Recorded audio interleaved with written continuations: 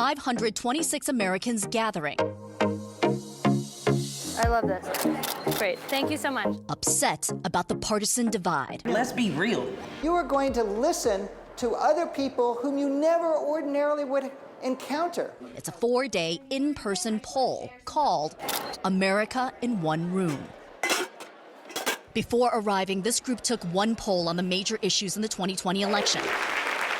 Here, it's a great question. They listened to candidates, to experts. This is really your time to have your voice heard. And break into randomly selected small groups to talk. When's the last time you talked to a 70-year-old white Republican? I don't think I've ever talked to a 70-year-old white Republican, until now. Like the country, this group is deeply divided about immigration. I feel like you should have a wall, a border wall. And along comes ICE, deports them. How can we continue to do that? That got to be a little heated in there. It definitely did. But we've all respected one another and got to hear each other's opinions. And I never thought I would be able to relate to someone that was a Republican. And I have, more than once. More than once. Right.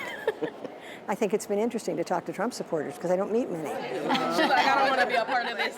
Seeing all of these people from all of these other walks of life, exactly how my views have changed on it, I'm not so hardcore. And what is your advice about political discourse in this country? You need to listen, not yell, not scream. You need to talk. Results were astonishing. Support for immigrant work visas soared. Opposition to refugees entering the U.S. plummeted. On the economy, Democrats moved from the left to the center. People actually listened and changed their minds.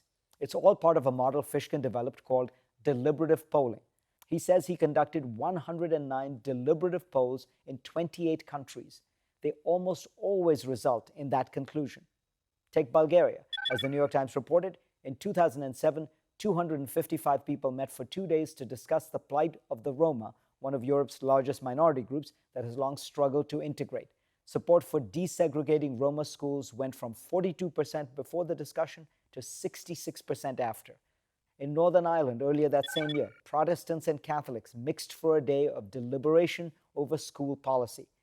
After, the proportion of Protestants who thought Catholics were open-minded and trustworthy rose significantly, and vice versa.